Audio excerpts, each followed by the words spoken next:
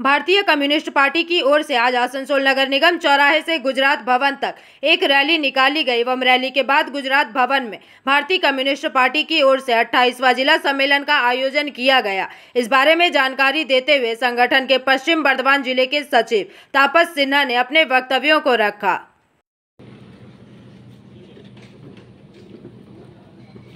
भारतीय communist party पश्चिम बर्धमान जिलार 28तम सम्मेलन प्रति 3 বছর অন্তর আমাদের নিয়ম করে জাতীয় স্তর থেকে শাখা স্তর পর্যন্ত এই সম্মেলনগুলো সংগঠিত হয়।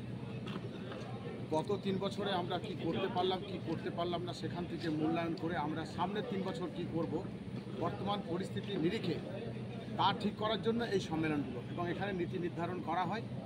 এই করার পরে আমরা রাজ্য সম্মেলনে 15 থেকে 17 আগস্ট বিধাননগরে উত্তর 24 পরগনায়, তারপরে আমরা চণ্ডীগড়ে যাব জাতীয় পরিষদের সম্মেলন বা যেটা আমাদের পার্টি কংগ্রেস বলা হয় সেখান থেকে এই শাখা স্তর থেকে উঠে যাওয়া সাম্প্রতিক পরিস্থিতিতে বিভিন্ন রাজ্যের বিভিন্ন ইস্যুর ভিত্তিতে কি কমন ইস্যুতে সারা ভারতবর্ষে লড়াই আন্দোলনকে করা যায় সেই বিষয়ে আমাদের পার্টি কংগ্রেসের সিদ্ধান্ত হবে।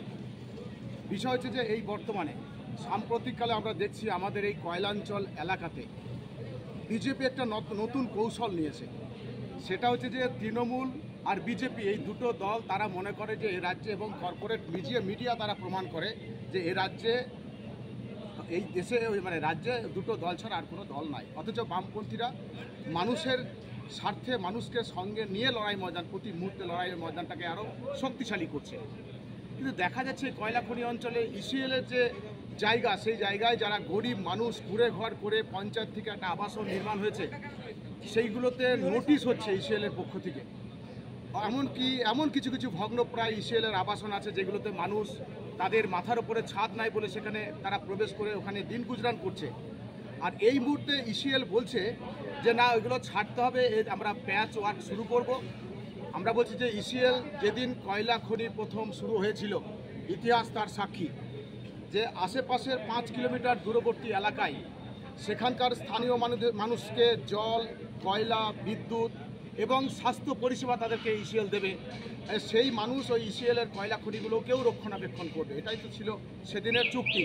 কিন্তু হঠাৎ করে এই বিজেপি তারা চাইছে এই সময়ে এই যে বামপন্থার সঙ্গে যুক্ত মানুষগুলো বিশেষ করে তাদেরকে ছিন্ন বিচ্ছিন্ন করে দিয়ে বিজেপির পতাকা তলে তারা যেন চলে যায়। আমরা এর তীব্র প্রতিবাদ করছি এবং আমরা এর জন্য জান কবুল লড়াই করব সারা ইসিএল জুড়ে যে আমরা তাদের পুনর্বাসন ছাড়া একটা কোনো আবাসন তাদের ভাঙতে দেব না।